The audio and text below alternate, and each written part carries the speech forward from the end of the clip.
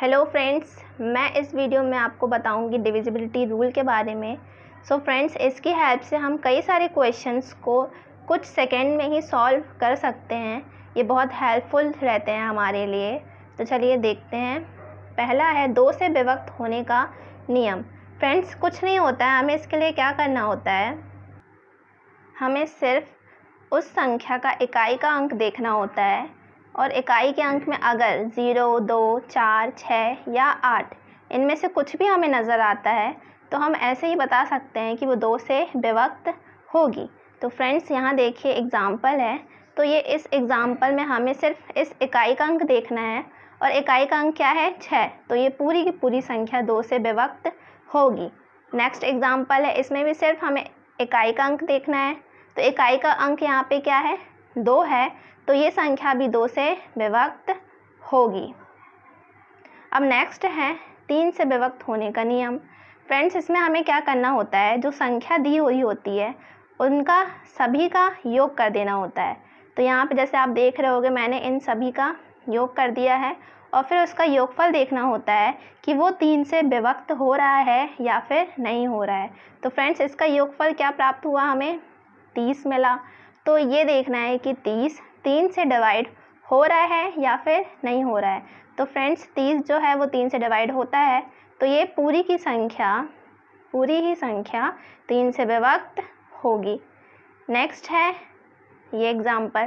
Friends, इसमें भी हमने सभी का प्लस किया और इसका योगफल देखा।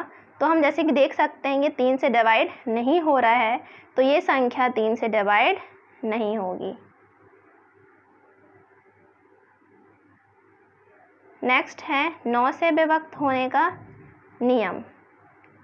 सो फ्रेंड्स, इसमें भी हमें क्या करना होता है, जो भी संख्या दी हुई होती है उन सभी का योग करना होता है और फिर ये देखना होता है कि जो योगफल प्राप्त हुआ है वो 9 से विभक्त हो रहा है या फिर नहीं हो रहा है। अगर वो जो योगफल है वो 9 से पूरा का पूरा डिवाइड हो रहा है तो वो संख्या भी 9 से डिवाइड होगी। सेकेंड एग्ज़ाम्पल है, इसमें भी मैंने सबका प्लस किया और योगफल हमें क्या मिला, 33। सो फ्रेंड्स, 9 से 33 डिवाइड नहीं होता है, तो ये संख्या भी 9 से डिवाइड नहीं होगी। नेक्स्ट है 5 से विभक्त होने का नियम। फ्रेंड्स, ये बहुत इजी है। हमें सिर्फ ये देखना होता है, जो भी संख्या दी हुई है उसके इकाई का अंक 0 या फिर 5 हो तो वो संख्या 5 से विभक्त होती है।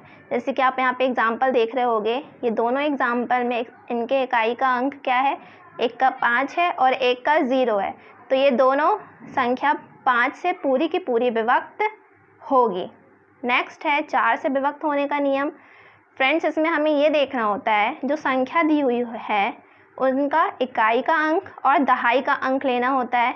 तो जैसे कि आप यहाँ देख रहे होगे, मैंने इकाई का अंक और दहाई का अंक लिया। अब हमें इसको देखना है कि ये जो अंक हमने लिया है वो 4 से डिवाइड हो रहा है या फिर नहीं हो रहा है। ये संख्या जो है वो 4 से डिवाइड हो रही है, तो ये संख्या भी पूरी की पूरी 4 से डिवाइड होगी। सेकेंड एग्जाम्पल है ये, इसमें भी हमने दहाई और इकाई से बनी संख्या ली। तो यहाँ पे कितना प्राप्त हुआ, हमें 18। अब ये देखना है कि ये 4 से डिवाइड हो रहा है या फिर नहीं हो रहा है।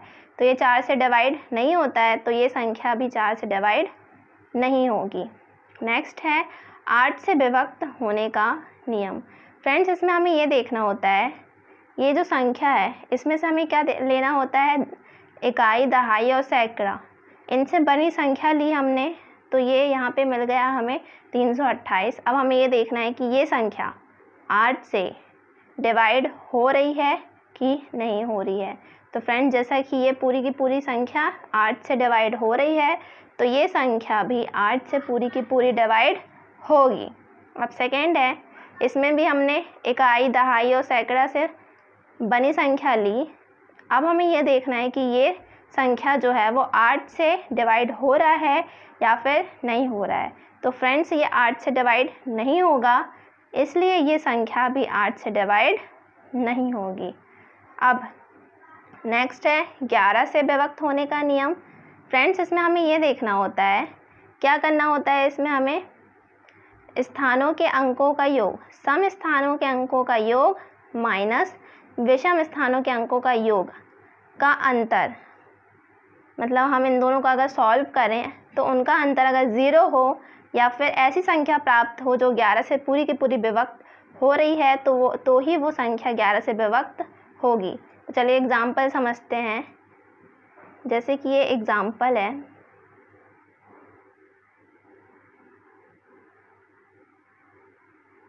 सो फ्रेंड्स हमें क्या करना है, सम स्थानों के अंकों का योग माइनस विषम स्थानों के अंकों का योग। तो फ्रेंड्स हमें हमेशा यहाँ से स्टार्ट करना है लास्ट से, और सम स्थान के अंकों का योग करना है। तो जैसे कि आप देख रहे होगे यहाँ पे सम स्थानों का अंकों का योग क्या क्या आ रहा है, 9, 4, 1 और 8। तो हमने ये कर दिया। अब हमें विषम स्थानों का अंकों का योग करना है। तो विषम स्थान यहाँ से ही देखेंगे, 1, 5, 6 और फिर 0। तो हमें विषम स्थान भी मिल गए। अब इन दोनों का हमें क्या करना है, अंतर करना है, अंतर ज्ञात करना है। तो इन दोनों का अंतर क्या मिला हमें, 10, जो कि 11 से विभक्त नहीं होता है। तो ये संख्या भी 11 से विभक्त नहीं होगी। सेकंड है, इसमें भी फ्रेंड्स सेम किया हमने, लास्ट से स्टार्ट किया सम स्थानों के लिए।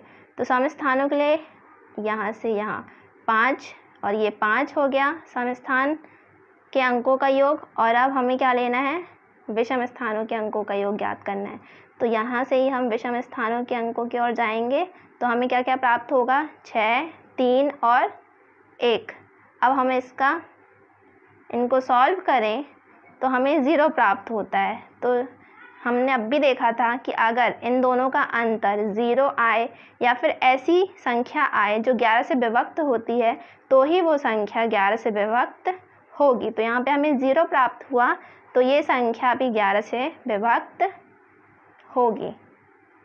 फ्रेंड्स ये एग्जाम्पल हैं, ये एग्ज़ाम में ज़रूर आते हैं, तो आप इनको देख लीजिए। जैसे कि ये दे दिया है क्वेश्चन और बोला है कि यदि ये संख्या 11 से विभाजित होती है तो हमें n का मान बताना है।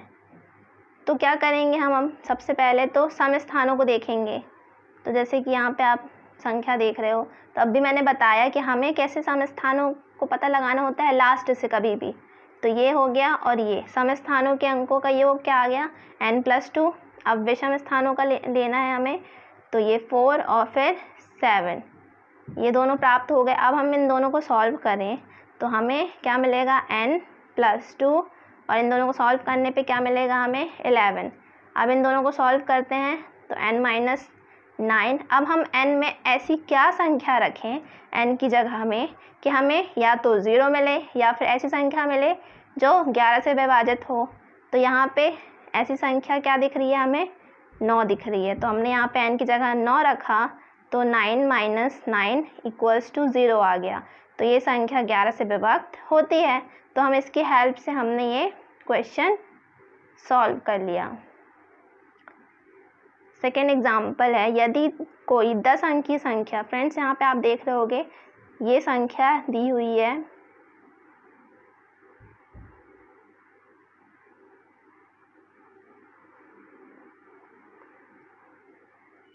तो ये क्या बोला है कि अगर ये संख्या 88 से विभक्त है तो हमें x + y का मान बताना है। तो फ्रेंड्स कुछ नहीं है, हमने क्या देखा यहाँ पे 88, तो ये क्या है 11 × 8 है, तो 11 × 8 है। तो अब हम ऐसे इनमें क्या कर सकते हैं, 11 से विभक्ति का रूल अप्लाई कर सकते हैं और 8 से भी। तो हमने क्या किया यहाँ पे 11 के लिए हमने अब भी देखा था कि संख्या का क्या कर देते हैं, सम स्थानों के अंकों का योग माइनस विषम स्थानों के अंकों का योग। तो मैंने यहाँ पे करा और इसको सॉल्व करेंगे हम, तो हमें ये x + y + 9 - 18 मिला, और इसको सॉल्व करने पे हमें प्राप्त हुआ x + y - 9। अब हम x + y की जगह क्या रखें कि हमें 0 प्राप्त हो। तो हमने क्या रख दिया ऑप्शन से देख के 9, तो 9 - 9 आ गया 0। तो इसकी वैल्यू क्या फाइंड हो गई, 9।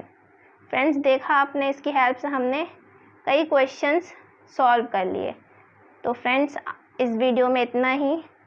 अगर आपको वीडियो पसंद आई हो तो प्लीज़ फ्रेंड्स के साथ शेयर करें और मेरे चैनल को सब्सक्राइब करें। तो चलिए आपसे मिलती हूँ नेक्स्ट वीडियो में।